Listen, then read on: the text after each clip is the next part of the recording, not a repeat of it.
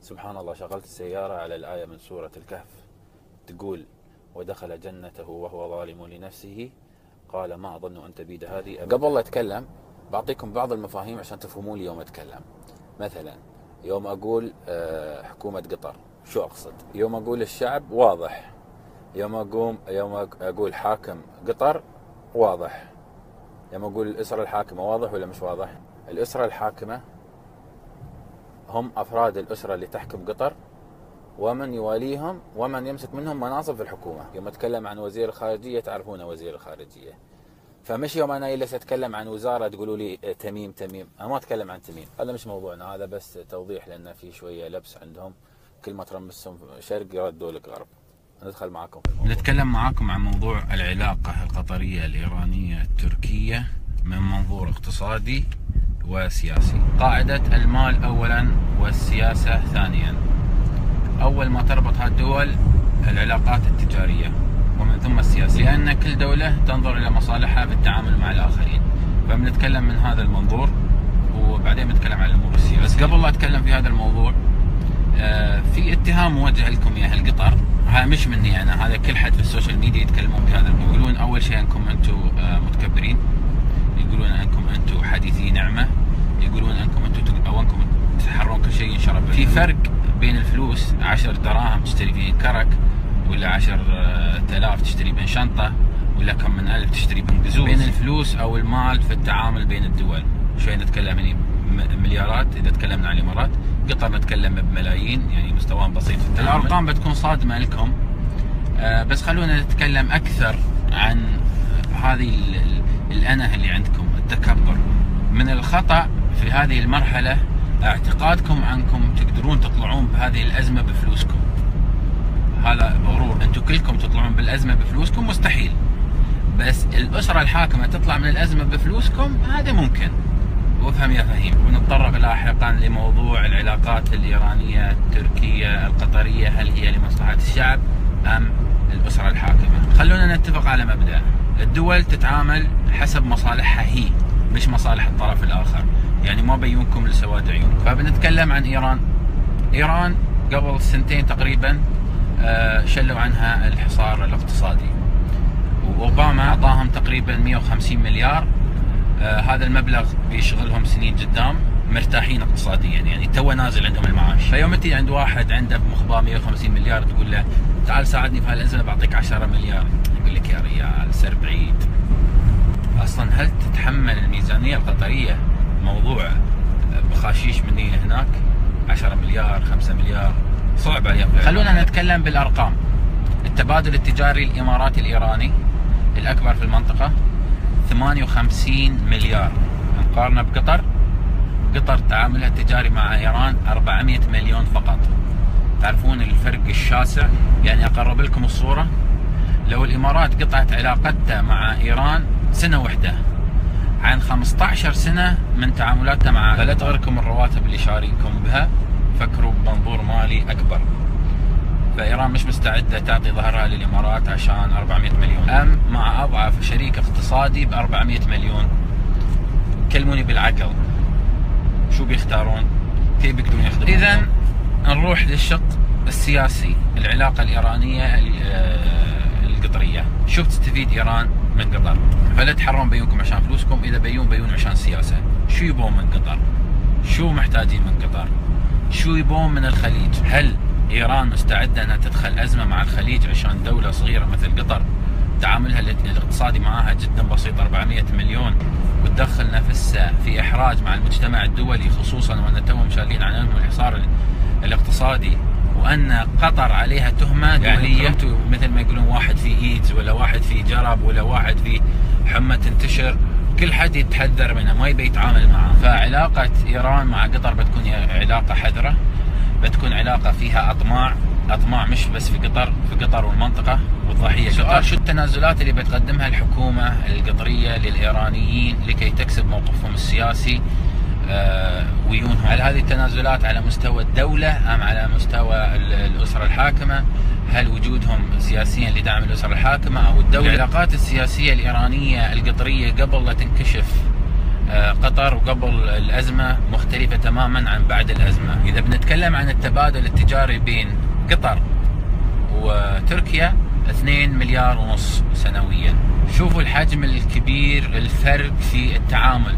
عدد الأتراك اللي موجودين في الإمارات أكثر عن الأتراك في قطر، التعامل التجاري أكبر، علاقات أقدم، لكن الفرق الوحيد على المستوى السياسي. إذا بنتكلم عن المستوى السياسي لازم تعرفون نظام الحكم في تركيا ما بيدوم لكم. اليوم هم داعمين للإخوان، لن يكونوا داعمين للإخوان، وبتتبدل الأحوال ودوام الحال من المحال. تركيا من المستحيل تطلق رصاصة واحدة ضد السعودية، أو هذا الكلام خذوا مني. وجود تركيا في قطر دفاعا عن الأسرة الحاكمة فقط، وليس قطر ولا القطريين. لن تعطي ظهرها للإمارات، أكبر شريك اقتصادي لها بعد المملكة توقع في الخليج، ولا تنظر إلى الموضوع بمنظور اقتصادي. لها بعض المصالح السياسية والتي لا تخدم قطر، تخدم حكومتها. كان في بعض الالتزامات على تركيا تجاه قطر بسبب مشاركته مع بعض في بعض إذا صح تعبيره جرائم حرب أو دعم إرهاب. يعني كانوا يمارسون عندهم نفس التوجه في بعض القضايا في دعم الإرهاب.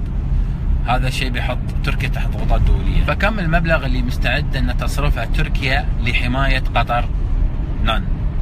هي بتحميل الأسرة الحاكمة. وهاي واحدة من الصفقات اللي قام بها وزير خارجية تركيا، ليس لقطر بل للأسرة الحاكمة. والمبالغ المدفوعة حق تركيا ما تكفي يحمون قطر كلها، واصلا هم ما بيدخلون في مجادله سياسيه مع السعوديه. بالمختصر، اذا تنظرون لحل القضيه بالفلوس ما بتحل القضيه الفلوس، الحل حل سياسي بحت. فالقطر لا تاخذكم الحميه من نتكلم عن الازمه القطريه، هو حل سياسي. شو بيكون مطلوب من دول الخليج؟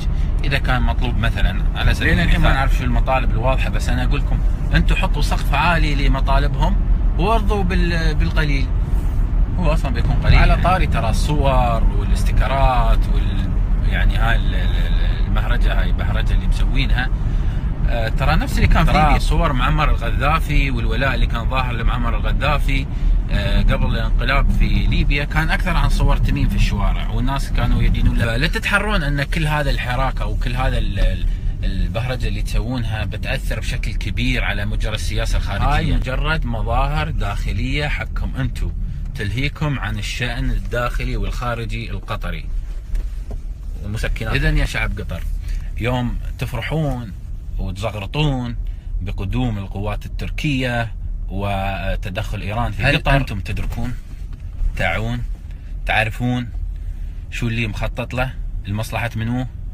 وين أنتم من هذه المعادلة؟ يا قطر يجب أن تعوا أنكم مش في أفضل حالاتكم أصلا قبل لا تبدأ هذه الأزمة، ومع هذه الأزمة لا تعاندون ولا تكرهون. في أسبوع فقط بلغت قيمة الخسائر السوقية لسوق قطر الأوراق المالية 37 مليار ريال. الثقة في الاقتصاد القطري معدومة من المستثمرين الأجانب.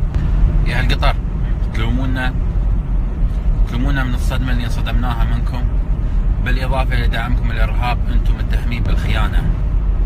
انتشرت المقاطع اليوم في الإمارات عن الخيانة القطرية لجنودنا في اليمن. الغاز القطري ليس أغلى من دماء جنودنا، تدفعون الثمن غالي، بس هيدوا علينا، هيدوا على الأسرة الحاكمة عندكم مش أغلى من شهدائنا. يمكن هم غالين عندكم لكن عند غيركم مو غالين، مسترخصين دماءهم. يجب أن تستفيقوا وتعرفون التهم اللي عليكم، وتعرفون شو على حكومتكم وعلى أسرتكم الحاكمة. كل دفاعكم عنهم بيتبدد وبيتلاشى بعد ما تظهر الحقائق وبعد ما تتغير الأمور وبترجعون للصواب. اللعبة اللي لعبوها أكبر من حجمهم وتداعياتها خطيرة جدا عليكم يا شعب وعليهم. وكل الصفقات اللي يقوم بها وزير الخارجية في هذه المرحلة هي لخدمة الأسرة الحاكمة، لأن يسمونه لعب في الوقت الضايع. تكلمنا عن هذا الموضوع قبل. إذا تبون تحلون الأزمة بطريقة صحيحة، حل سياسي، وصححوا مسار حكومتكم. تعطيكم أمل خاطئ، تعطيكم أسس خاطئة تبنون عليها قراراتكم، كلها أخبار مفبركة. الأطفال منكم ما يستوعبون كلامي، لكن في أصوات عندكم في قطر فاهمة وتعي ما أقول بالضبط، بالعكس يفهمون أكثر. مثقفين قطريين، في ناس في السلطة القطرية فاهمين واعين، لكن ما بيدهم شيء الحين، لكن هم اللي بيبنون قطر لاحقا. الأسرة الحاكمة عندكم شوية زامة خشمها، ماخذ الموضوع شخصي، ما نظرت لمصلحة الشعب، تفكر فقط في كبرياء. لا تحملون نفسكم تبعاتهم، لا تخسرون قطر بسبتهم. أنا ما أطلب منكم شيء، بس افهموا الوضع. هذا وصف عام مش فقط عليكم أنتم، يعني هذا وصف عام. اللي وايد يكون شي طايح في مصيبة يجلس سنتين لين يستوعب المصيبة. سؤال فاشل، هل قناة الجزيرة أهم عند الأسرة الحاكمة من مصالح شعبها؟ البارحة في لقاء وزير الخارجية احنا نتكلم وينهم. واحد علي قطري يقول أنتم عندكم كنيسة في الإمارات، زين الحين وين هذا عن القضية؟ نحن نتكلم في شو؟ ما يركزون على صلب الموضوع. عيزت من كذا ما أقول لكم ركزوا على صلب الموضوع، خلوا عنكم هاي الأمور التافهة. جالسين يشعلون شعبهم في الداخل على الإمارات. هذا ما بيحل قضيتكم. عالجوا قضيتكم مع المملكة العربية السعودية. اللي وصلت للإمارات عقولكم ما تستوعبه، لأن حكومتكم ما علمتكم كيف تستوعبون هاي الأشياء. الحين أنتم في بلاء، مبتلين، عرفوا كيف أنتم تعالجون البلاء اللي فيكم؟ هو بتطالعون على غيركم مغسول مخهم، قاصة عليهم كم من تقرير قناة الجزيرة قاصة عليهم، ونحن ندعم اخواننا وننصر اخواننا، نحن ندعم القضية الفلسطينية ونحن نحارب من اجل القضية الفلسطينية. تعرفون الكلام هذا اللي بلا بلا بلا ولا شيء ولا خرابيط كله. يعني انتم اللي في الوطن العربي بس تدعمون القضية الفلسطينية، انتم اساس خراب القضية الفلسطينية. انتم من طبع مع اسرائيل. ازدواج السياسة القطرية يوهم الداخل بشيء ويخدع الخارج بشيء، وفي الحقيقة هو شيء آخر. القطر تراكم ماخذين الأزمة لعب عيال، مسخرة، موضوع جد، أزمة تاريخية بالنسبة لكم. قلنا لكم المسألة مش مسألة رجولة ولا مسألة عناد، هذه قضية سياسية بحتة. الهرج اللي تسوونه، البهرجة والأغاني والاستيكرات والحركات اللي يسوونها تطلعون على القمصان، لعب عيال. وين بيحل الأزمة؟ هذا كله لتغييب الرأي السياسي، إذا كان في وعي سياسي أصلا عند القطريين وإشغالهم بأمور. بعدين أباكم تفهموني شيء، شو هذا الانفصام الشخصية اللي عندكم؟ مرات تتمسكنون ومرات تتكبرون. أنتم مساكين ولا متكبرين؟ يعني يدخلون على حسابات شخصيات معروفة ويسوون هجوم كلام شيء ما له معنى وكأنهم ينصرون قضية. أنا أقول اتبعوا أوامر المكتب الاتصال اللي عندكم، قال لكم حشموا شوية، خلوا عنكم لعب العيال. في موضوع يجب التنويه عليه، موضوع قطع الأرحام، أو اللهجة اللي يستخدمها القطريين أن في قطع أرحام. ما في قطع أرحام. طلعت قرارات اللي عنده أهل في قطر يقدر يروح، واللي عندهم أهل الإمارات يقدرون يجون. اللي في قطر اللي يسمونها العوائل المشتركة عادي، خلاص سكروا. شو شعوركم وأنتم عندكم انفصام في الشخصية، مستقبلينهم استقبال فرح وأنتم عايشين في حزن؟ شو شعوركم وأنتم مستقبلينهم كأنهم منتصرين، وهم، ما بستخدم، بحاول أكون شوي لطيف، وهم راجعين خاينين طاعنين إخوانهم في الظهر؟ شو شعور؟ على طاري جنودكم يا أهل قطر، سمعنا أن القوات القطرية كانت مشاركة في ليبيا بشكل سري، كان في ضباط وأفراد من قطر، وكان في قتلى في الصفوف القطرية، في صفوف يعني الأفراد القطريين، لكن لم يتم الإعلان عنهم لأنهم هم كانت سرية. موضوع ثاني يا أهل قطر أباكم بعد شوية تتبصرون فيه. عندكم مشكلة حقيقية في إدارتكم هذه الأزمة تكمن في تضارب الاختصاصات في يعني نحن شرحنا لكم، فسرنا لكم المصطلحات اللي بستخدمها. في تدخل من الأسرة الحاكمة في الحكومة، في تدخل للحكومة في السلطات، في تدخل من الأسرة الحاكمة في السلطات. فهاي مشكلة حقيقية. يعني هاي يعني المسألة مسألة ترقيع في حلكم لهذه الأزمة. كل حد له رأي وكل حد له شور، وما يعرفون منو شور اللي يمشي. الله يعينكم. بس والضحية منو؟